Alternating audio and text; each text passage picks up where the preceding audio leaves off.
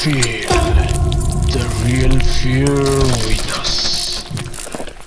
প্রিয় লিসেনার্স, আসসালামু আলাইকুম। রিমেম্বারিং স্টোরিজের আজকের এপিসোডে সকলকে স্বাগত জানাচ্ছি। আশা করি সকলে ভালো আছেন, সুস্থ আছেন।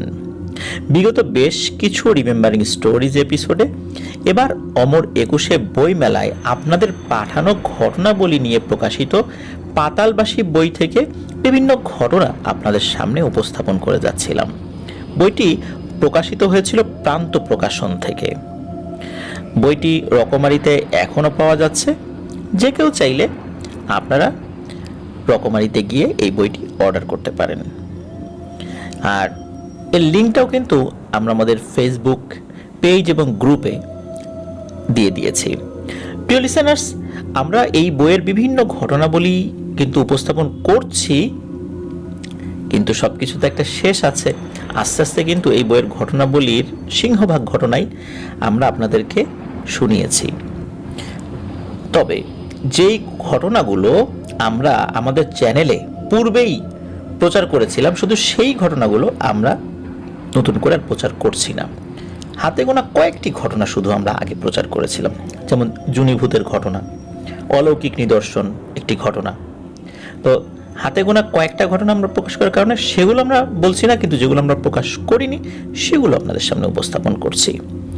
আজকে যে ঘটনাটি আপনাদের সামনে উপস্থাপন করব, এই ঘটনাটি পাতালবাসী বইয়ে প্রকাশের জন্য আমাদেরকে দিয়েছিলেন নড়াইল জেলার লোহাগাড়া উপজেলার লাহুরিয়া ইউনিয়নের আলামিন। তো চলুন শুরু করছি সেই ঘটনা। নড়াইল জেলার শালনগর ইউনিয়নের একটি গ্রামের সন্তান খালিদ সাইফুল্লাহ। বাবা কৃষক, তার ৩ সন্তান, জাফর আলী, ইকরাম আর খালিদ সাইফুল্লাহ। ছোট ছেলে খালিদ সাইফুল্লাহর সাথে ১৯৮০ সালের দিকে ঘটে এক ট্র্যাজেডি। ওই সময় সাইফুল্লাহর বয়স ৮ বছর। গ্রামের ছোট ছোট বাচ্চারা নদীর সাঁতরে ওপার গিয়ে দুষ্টুমি করে আবার সাঁতরে এপারে চলে আসতো। এটা ছিল তাদের নিত্যদিনের কাজ। হঠাৎ একদিন সাইফুল্লাহ তার বন্ধুদের সাথে একই রকমভাবে সাঁতার কাটতে থাকে নদীতে। তো নদীতে সাঁতার কাটতে কাটতে সাইফুল্লাহ বরাবরের মতো ওপারে যায়, আবার এপারে আসতে থাকে। বন্ধুরা তার সাথে সাঁতার কাটছিল। বন্ধুরা সাঁতার কেটে চলে আসে এপারে, কিন্তু তারা খালিদ সাইফুল্লাহকে দেখে না। কোথায় গেল? কেউ বলছে ও মনে হয় ও পারে কোনো গ্রামে চলে গেছে হেঁটে হেঁটে। কেউ বলে না, ও তো আমাদের সাথেই ছিল, সাঁতার কাটতে দেখেছি। এভাবে কেউ নিশ্চিত হতে পারে না আদতে সে তাদের সাথে সাঁতার কেটেছিল কিনা।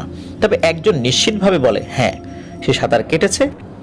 একটা নির্দিষ্ট সময় পর্যন্ত সে তার পাশেই ছিল, তারপরে সে আর খেয়াল করেনি। আসলে ওকে হারিয়ে গেল। ও কখন হারিয়ে গেল এটা কেউ বলতে পারে না।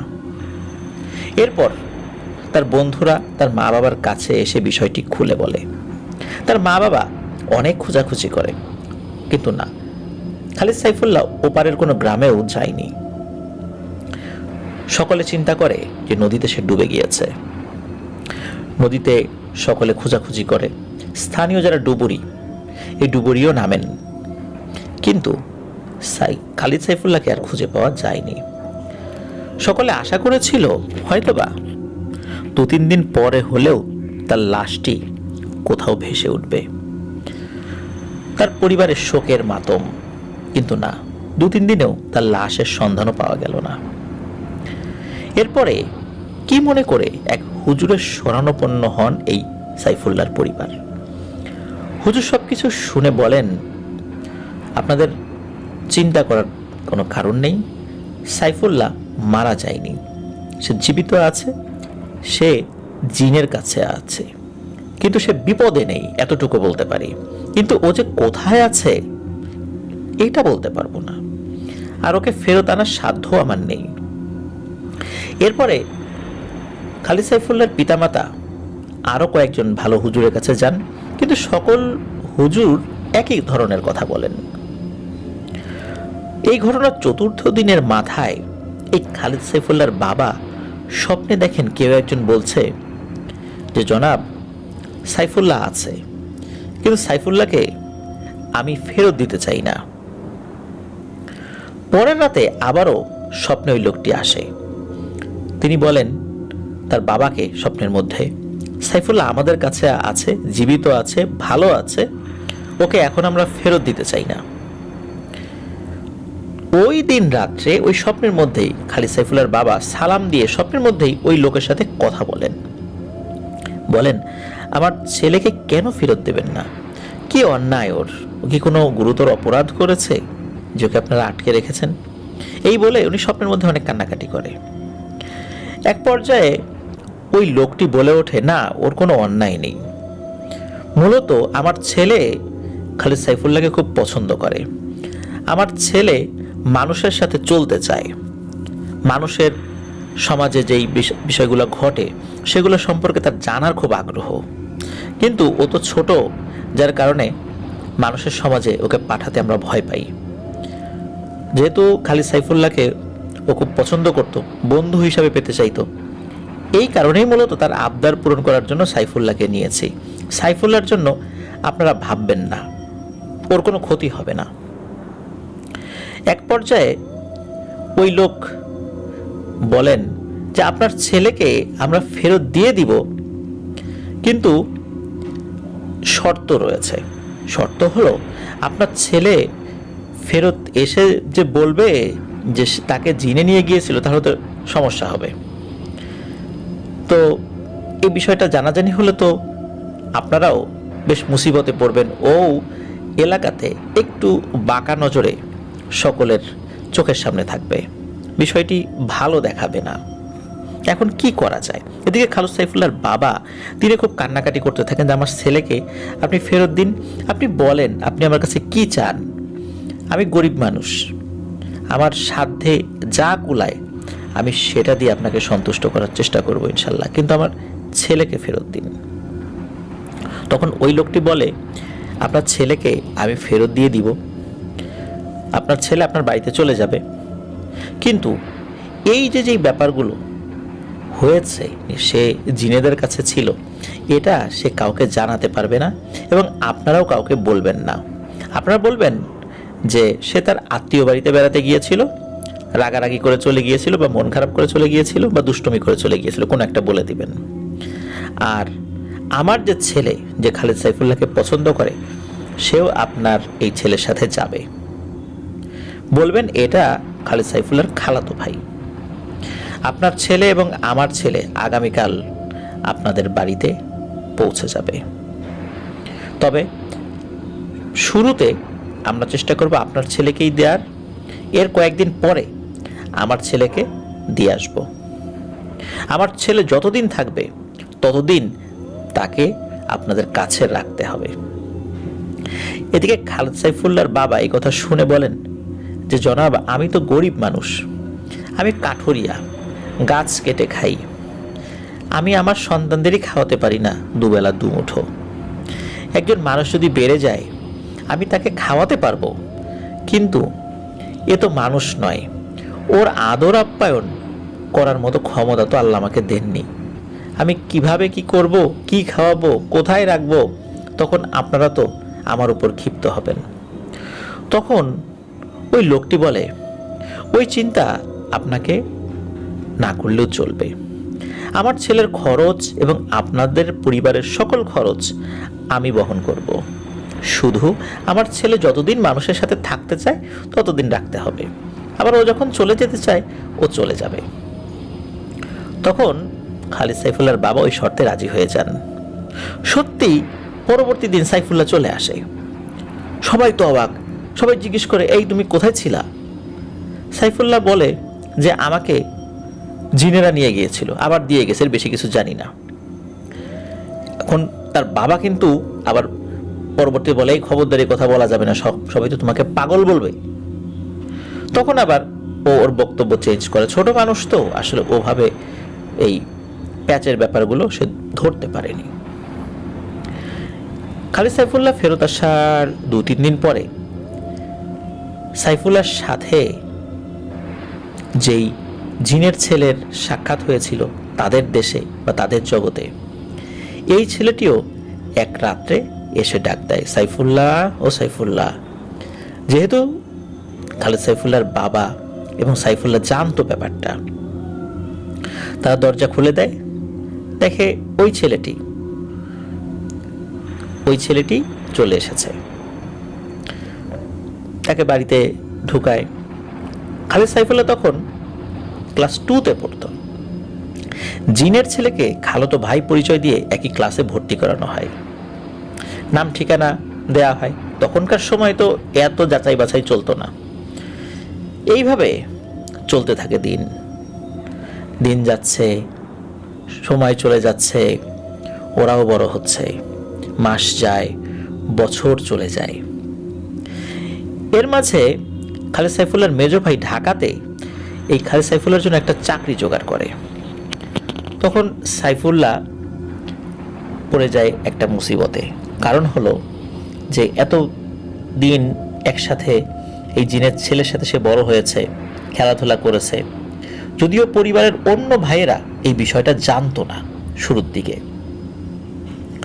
তারা চিন্তা করেছে যে হয়তোবা দুঃসম্পর্কের কোনো খালা এসেছে, তো তারা এই বিষয়টা নিয়ে আসলে অতটা মাথা ঘামায়নি।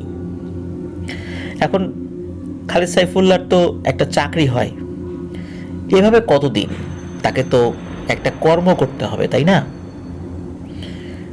তো ওই যে জিনের ছেলে, তার নাম ছিল জিসান। একটা পর্যায়ে সাইফুল্লাহ কাজ করার জন্য সে শহরে চলে যায়। এদিকে এই জিনপুত্র জিসান একা হয়ে যায়। তখন সাইফুল্লাহর বাবা মাকে জিসান বলে, আমি তো দীর্ঘ সময় আপনাদের সাথে ছিলাম, যদিও আমাদের দেশের হিসাবে আপনাদের এই সময়টা আমাদের কাছে কিছুই নয়, কিন্তু আপনাদের হিসাবে এই সময়টা অনেক দীর্ঘ। এই সময়ে আপনাদের সাথে আমি ছিলাম, মানুষ সম্পর্কে অনেক ভালো ভালো জিনিস আমি জেনেছি, যেটা আমার ভবিষ্যৎ জীবনে অনেক কাজে দেবে। যেহেতু সাইফুল্লাহ চলে গেছে, আমার একা একা ভালো লাগছে না, আমার সব আশা পূরণ হয়ে গেছে।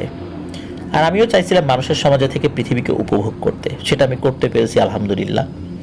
আরেকটি জিনিস চাইছিলাম, আপনাদের ছেলেকে যেন কোনো একটা ভালো জায়গায় আমি চাকরির ব্যবস্থা করে দিতে পারি। পরোক্ষভাবে সেই কাজটি আমি করেছি। তো আপনাদের আমি কোনো ক্ষতি করিনি, আল্লাহ সাক্ষী। এখন আপনার সুখে শান্তিতে থাকতে পারবেন, আর আমি যদি কোনো ভুল করে থাকি আমাকে ক্ষমা করে দেবেন। আমার এখন বিদায়ের সময় হয়ে গেছে, আমি চলে যেতে চাই। এসব কথা বলে এই জিনপুত্র জিসান সে চলে যায়। সাইফুল্লাহর মা বাবা তখন বলে যে, বাবা তুমি সুযোগ করে আমাদেরকে কিন্তু দেখে যেও, তোমাকেও আমার আর এক সন্তানের মতো করেই কিন্তু এই দীর্ঘ সময় রেখেছি। জিসান কথা দেয় সে মাঝে মাঝে আসবে। এরপর বেশ কয়েকদিন পর একদিন জিসান রাতের বেলা আসে, এসে বলে, আমার আব্বু আম্মু আপনাদের বাড়িতে আসতে চান, আপনাদের সাথে দেখা করতে চান, কথা বলতে চান। খালেদ সাইফুল্লাহর বাবা মা বলল, ঠিক আছে আসুক, কোনো সমস্যা নেই। জিসান বলে, সমস্যা আছে, তাদের ছেলেকে আপনারা বড় করে লালন পালন করেছেন, এতটা সময় আমাকে আপনারা রেখেছেন, যদিও তারা আপনাদেরকে সহযোগিতা করেছে, কিন্তু তারপর একটা কৃতজ্ঞতা বোধ কিন্তু রয়েছে তাদের। তারা যে আসবে তারা কিন্তু আপনাদেরকে কিছু দিতে চায়, মনোযোগ দিয়ে শোনেন। তারা কিছু দিতে চাইলে বলবেন আমরা কিছু নেব না, তারা যতই জোরাজোরি করুক বলবেন যে কিছু নেব না। সাইফুল্লাহর মা বাবা বলল ঠিক আছে। সাইফুল্লাহর মা বাবা রাতের বেলা খাবার খেয়ে ঘুমিয়ে পড়ে। রাতের মধ্য যখন হয়ে গেছে, মানে মধ্যরাত, তখন হঠাৎ দরজার বাইরে কয়েকজনের হাঁটা চলার শব্দ তারা শুনতে পান। একটা পর্যায়ে গম্ভীর কণ্ঠে সালামের শব্দ ভেসে আসে। সাইফুল্লাহর বাবা দরজা খুলে দেন, দেখেন দুজন মানুষের অবয়বেই একজন নারী একজন পুরুষ দাঁড়িয়ে আছে এবং তার সাথে এই জিসানও রয়েছে। তারা মিষ্টি জাতীয় খাবার সাথে এনেছিল, সেটা দিয়েই সাইফুল্লাহর বাবা এবং মা তাদেরকে আপ্যায়ন করেন। খাওয়া দাওয়া শেষে যখন বিদায় নেবেন তারা, তখন খালেদ সাইফুল্লাহর বাবাকে, এই জিসানের বাবা মানে জিন তিনি বলেন, আমার ছেলেকে বড় করেছেন, আপনারা কষ্ট করেছেন, আপনারা কি চান? তখন প্রতি উত্তরে তারা বলেন যে না, আমরা বিনিময়ে কিছুই চাই না। পরে অনেক জোরাজুরি করার পর ওই জিসানের বাবা মানে জিন একটা পিতল জাতীয় কোনো একটা ধাতুর একটা মগ দিয়ে যায়। ওই জিনটা বলে, এই মগটা আপনাদের উপকারে আসবে, আপনার কৃষিকাজ করতে হবে না, আপনি মানুষের সেবা করতে পারবেন, আপনি আল্লাহ চাহেন তো বিভিন্ন রোগের চিকিৎসা করতে পারবেন। একটি পাক পবিত্র ঘর বানাবেন, সেই ঘরে এই মগটা রাখবেন। রোগী যদি আসে তাকে অজু গোসল করিয়ে বা পাক পবিত্র করে ওই ঘরের মধ্যে নেবেন, আপনারাও পাক পবিত্র থাকবেন। ওই ঘরে নেওয়ার পর তার সকল সমস্যা মনোযোগ দিয়ে শুনবেন। পরবর্তীতে কি করতে হবে আমি সবসময় আসবো না, কিন্তু স্বপ্নে এটা আপনাকে বলে দেব এবং স্বপ্নে কয়েকটা দোয়া শিখিয়ে দেব। এই দোয়া দিয়ে ওই মগে ফু দিবেন, আর একটা দোয়া দিয়ে মগের পানিতে ফু দিয়ে আল্লাহর ইচ্ছায় চিকিৎসা শুরু করবেন। ইনশাল্লাহ আল্লাহ চাহেন তো ওই রোগী সুস্থ হয়ে যাবেন। পরের দিন সাইফুল্লাহর বাবা গ্রামের সবাইকে জানিয়ে দেন যে আমি স্বপ্নে চিকিৎসা করার অনুমতি পেয়েছি। এক পর্যায়ে ব্যাপক পরিচিতি লাভ করে সাইফুল্লাহর বাবা। 5-7 বছরের মধ্যেই এনারা বেশ ধনী হয়ে যান। সাইফুল্লাহ আর তার মেজ ভাই ঢাকাতে সামান্য চাকরি করত। বড় ছেলে গ্রামে থেকে মা বাবার দেখাশোনা আসলে করতো না, সে অবাধ্য সন্তান ছিল।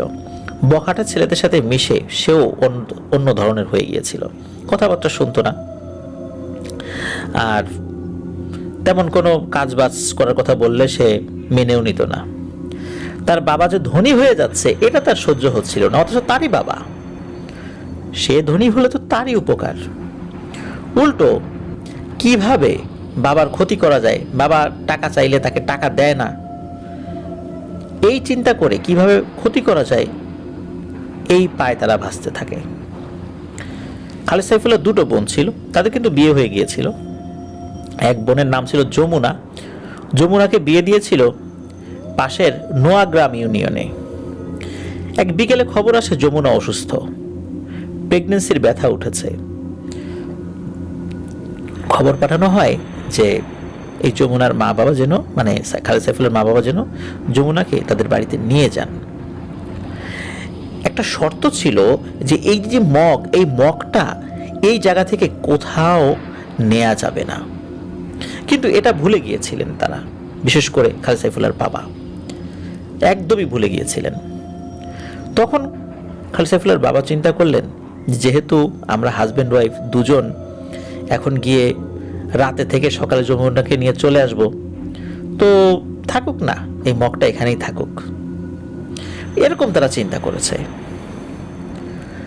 আর যেহেতু এটা নিতে নিষেধ ছিল, ভুলে গিয়ে থাকলেও তিনি কোনো কারণে হয়তো সাথে নেননি। তো যাই হোক, তারা তার মেয়ের বাড়ির দিকে রওনা দেন, বাড়িতে পৌঁছেও যান, সকালে ফিরবে এটা সিদ্ধান্ত নেন। এর মাঝে ঘটে যায় ভয়ঙ্কর এক ঘটনা। মাঝ রাতে সেই ঘরটি, যে ঘরের মধ্যে মগটা রাখা হয়েছিল, এই ঘরটি ভেঙে চুরে লণ্ডভণ্ড হয়ে যায়। চারদিক থেকে সবাই দেখছে, কিন্তু কেউ সাহস করে আগাতে পারেনি। অলৌকিকভাবে নিমেষেই সব শেষ হয়ে যায়। পরের দিন সকালে খালেদ সাইফুল্লাহর মা বাবা ও বোন এসে দেখে সব তছনছ। এখানে যে কোনো ঘর ছিল তার কোনো অস্তিত্বই নেই। মগটা দেওয়ার সময় ওই জিনটি বলেছিল, সাবধান, এটা কিন্তু আমার খুব ভালোবাসার একটা জিনিস, আমার খুব যত্নের একটা জিনিস, আমি উত্তরাধিকার সূত্রে এটা পেয়েছি, এটা যত্নে রাখা কিন্তু তোমার দায়িত্ব। এটার কোনো ক্ষতি হয়ে গেলে আমি নিজের ইচ্ছায় তোমাকে কিছু করব না, কিন্তু তোমাদের এমনিতেই বড় ক্ষতি হয়ে যাবে, যেটা আমি এই ক্ষতি না করলেও এই ক্ষতি থামাতে পারবো না। যেই কথা সেই কাজ। এদিকে কি হয়, এর মাঝে যমুনা একটি মৃত পুত্র সন্তান হয়, চারদিকে শোকের ছায়া।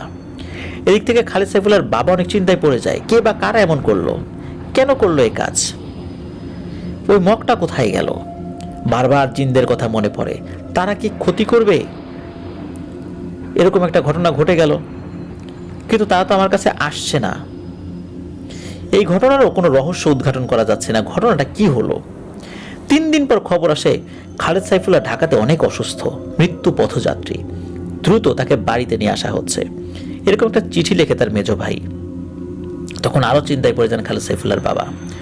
4র্থ দিনের মাথায় কোনো কারণ ছাড়াই বাড়ির পাশের বড় গাব গাছের সাথে আত্মহত্যা করে তার বড় ছেলে। মূলত এই বড় ছেলেই ছিল সেই খারাপ ছেলেটা, যে ছিল অবাধ্য। চারদিকে বিপদ নেমে আসে। 6 দিনের মাথায় খালেদ সাইফুল্লাহর বাবার স্বপ্নে আসেন সেই জিন। জিন তাকে বলে, তোমাকে বলেছিলাম মগটা সাবধানে রাখতে পারোনি, কত বড় ক্ষতি হয়ে গেল দেখো। আমি কিন্তু ক্ষতি করি নাই, এমনিতেই ক্ষতি হয়ে গেছে, আল্লাহ তাআলার তরফ থেকে আসছে এই ক্ষতি। খালেদ সাইফুল্লাহও থাকবে না।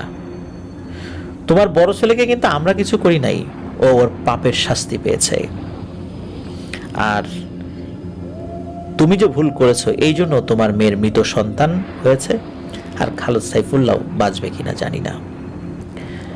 এরপর 3 দিনের মাথায় বিকেলবেলা ভ্যানে করে একই গ্রামের রফিক নামে একটা ছেলে আসে। ভ্যানে শোয়া অবস্থায় রফিক মাফ চায়। খালেদ সাইফুল্লাহর বাবাকে বলে, কাকা আমাকে মাফ করে দেন।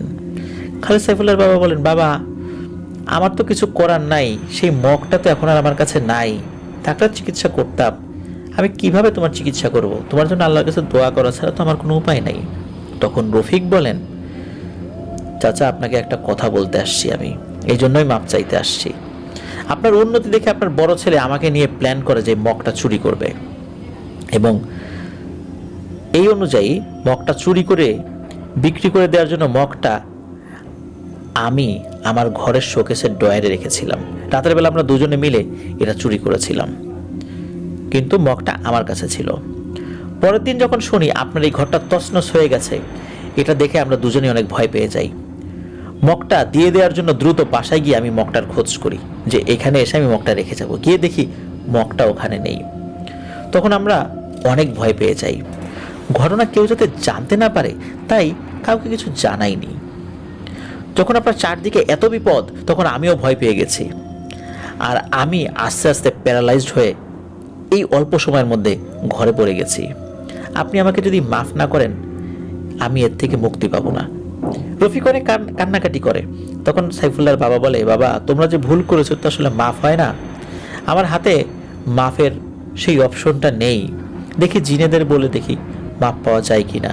তবে আমার যদি হক তোমরা কোনোটা নষ্ট করো আমি ক্ষমা করে দিলাম, কিন্তু জিনেদের হক যদি নষ্ট করো এই ক্ষমা করার এখতিয়ার তো ওদের আছে, আমার নাই।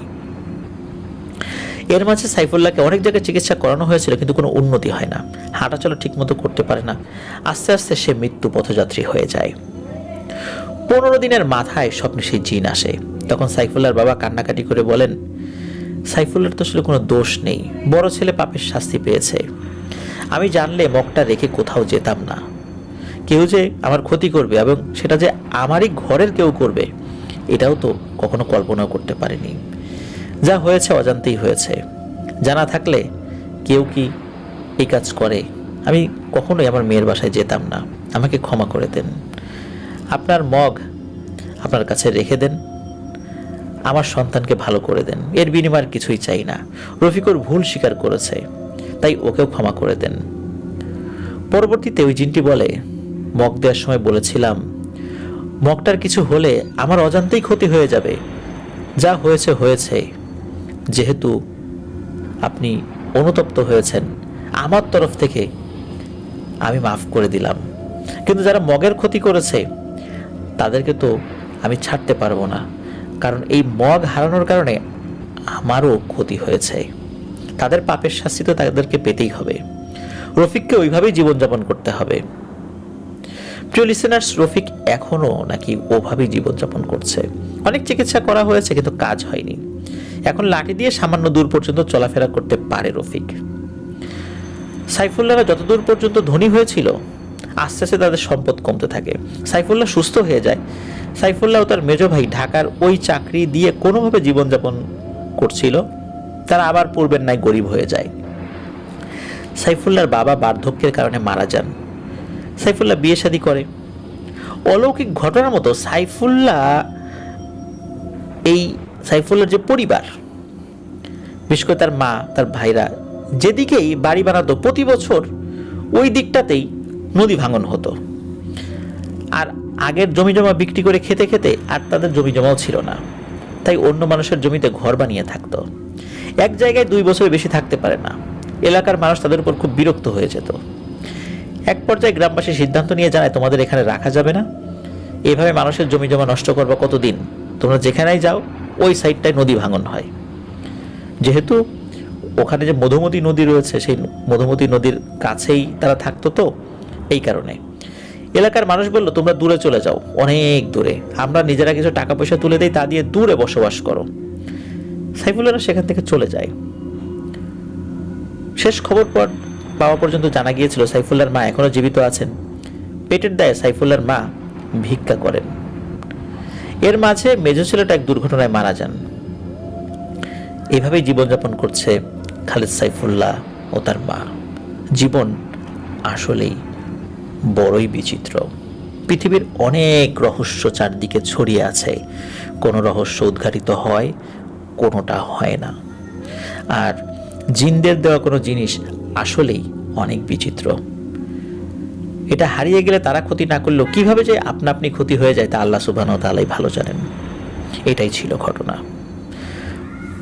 প্রিয় লিসেনার্স, আশা করছি খালিদ সাইফুল্লাহর এই ঘটনাটি আপনাদের ভালো লেগেছে। লোভে পাপ, পাপে মৃত্যু, এটা আবারও প্রমাণিত হলো। আর ঘরের মানুষও যে এরকম ভয়ানক শত্রুতা করতে পারে, এই ঘটনা থেকে সেটাও প্রতীয়মান হয়। আল্লাহ আমাদেরকে হেফাজত করুন। প্রিয় লিসেনার্স, অনেক বুজুর্গ ব্যক্তির একটা কথা সবসময় বলতেন, পরামর্শ দিতেন, এখনো অনেকে সেটা দেন। সেটা হলো, জিনেরা কিছু দিলে সেটা আসলে রাখতে হয় না। কারণ এটার যে গুরুত্ব, যে ভারত্ব, এইটার একটু এদিক ওদিক হলেই বিশাল বিপদ নেমে আসে। তারপর জিনেদেরকে দিয়ে তাদের ইচ্ছার বিরুদ্ধে কোনো কাজ করতে হয় না। জিনদেরকে বশীভূত করা সুস্পষ্ট হারাম।